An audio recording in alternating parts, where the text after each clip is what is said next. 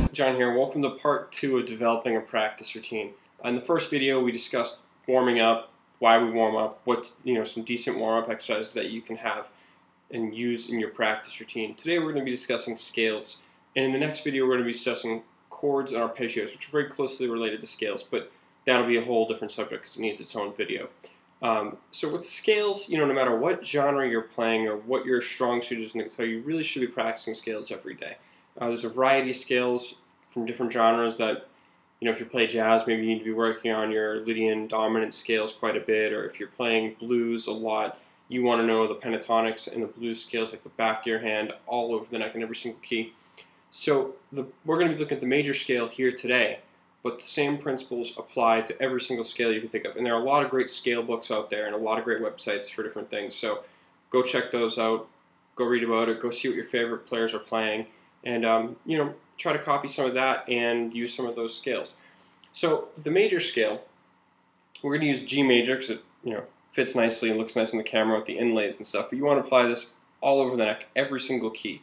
In fact, a thing I use when I'm practicing is I start in the key of C, and I go around the circle of fifths and make sure I'm playing in every position I possibly can with whatever pattern it happens to be. And this also applies to arpeggios, chords, licks, riffs sometimes if I'm trying to write a song, whatever it is. Going around the circle of fifths is really important, and of course being able to play in every position of the neck.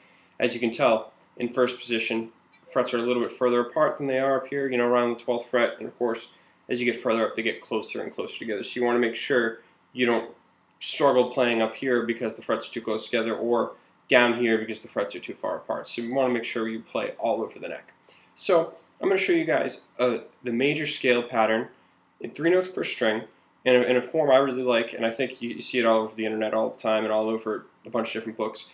What's cool about it is it's the same finger position for each 2 strings. E and A are the same, D and G are the same, B and E are the same. And we're starting right here on the note G here at the 3rd fret of the low E. So we have G, then we have A at the 5th fret, B at the 7th. Same shape on the A string, but the notes are now C, D, and E.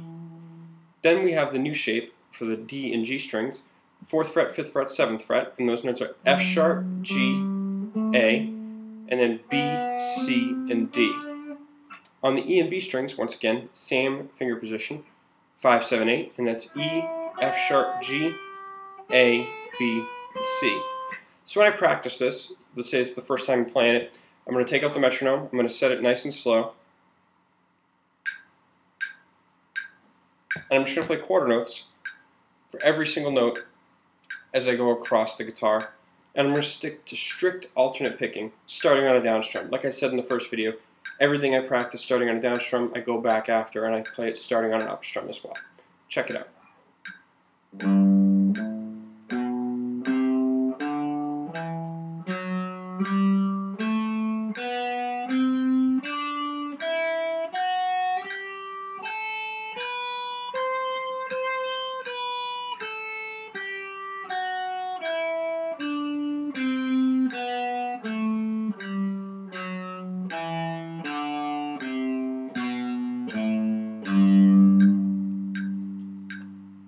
And once you have the pattern memorized, there's a couple of different variations you can use to help your hands get better at it, and of course come up with different picking challenges as you go, and of course different left-hand challenges. One of my favorite ones are groups of 4, and I'll do this real quick without the metronome so you can kind of understand the pattern, and then I'll do it with the metronome so you can see what it would work if you're practicing. By the way, another big tip, I'm tapping my foot to the metronome as I play to help develop a real strong sense of timing. I'm also not playing very fast. I'm really focusing on trying to nail and lock in with the metronome as I go. So, 4s are kind of simple. I'm starting on the note G, and I'm going to go up 4 notes from there. G, A, B, C. Then I'm going to go down to the 2nd note of the scale, the note A, and I'm going to go up 4 notes from there. A, B, C, D. Down to B, and up 4 notes again, B, C, D, E, so on and so forth across the guitar. Descending, it's the same pattern, but backwards. If I'm on the high E string, C, B, A, G, B, A, G, F sharp, so on and so forth. So once again, I got the metronome set nice and slow at 80 beats per minute. I'm going to play quarter notes, 4s, strictly alternate picking, Once again, once I have it done starting on a down strum, I'll try it again starting on an up strum. Check it out.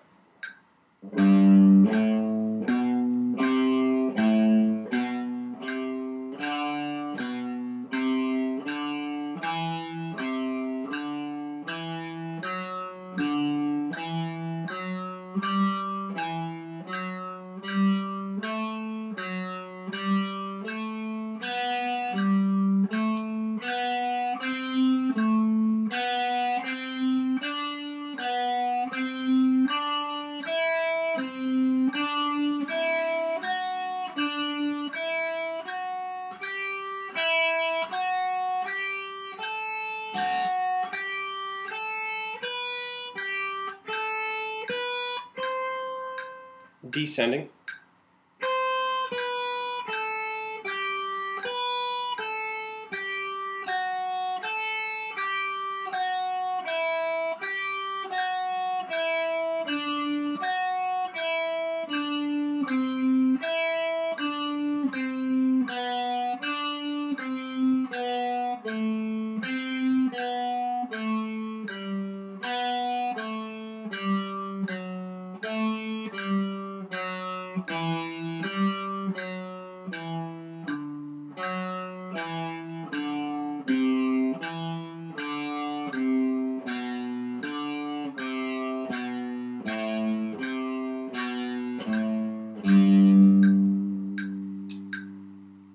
It's important to note that I'm using the same fingers on the way up as I am on the way down, just backwards. It's really important when you're practicing anything to commit to one way of doing it with your left hand and your right hand, so that way you develop muscle memory and you don't have to think about it as much anymore. Of course, I'm playing it nice and slow so you guys can see it, hopefully be able to practice along to it if you can on the video, but you want to be able to move it around to different keys, and of course play it with different rhythmic subdivisions, whether it's triplets, 16th notes, half notes, whole notes, quarter notes, whatever you can think of. And there's a ton of great metronomes out there that offer a bunch of different subdivisions on there, in case you're not familiar with how to do it. Another way I like to practice my scales is vertically, meaning on a single string. So let's take, G major again, same notes, G, A, B, C, D, E, and F sharp, but this time I want to play it on the high E string. So I just have to know those notes, think about them as I'm playing. I'm going to ascend and then descend. And I'm just going to go up and down the string. I'm not going to do fours or threes or anything like that. Just nice and slowly up, nice and slowly down, making sure there's good tone, I'm not missing a beat, and making sure it sounds great. And then of course you can apply that to all 6 strings. And I really recommend applying one particular scale to all 6 strings. So G on the high E, G on the B, G on the G, G on the D, G on the A, and of course G on the low E. Some of you might be thinking, if you're a little bit more advanced than this, like, oh, well, that's basically like playing modes on each individual string. And you're right. We'll discuss that in another video later on. And some of you guys might know that G major is also E minor, so it's basically like playing my E minor up and down the high E string, which is exactly what it is. But I'm thinking about it as terms of G major and trying to visualize it all the way up the neck and then visualize it on the way down as I'm playing it. Once again, metronome set at 80. Nice and slow, just making sure it sounds good.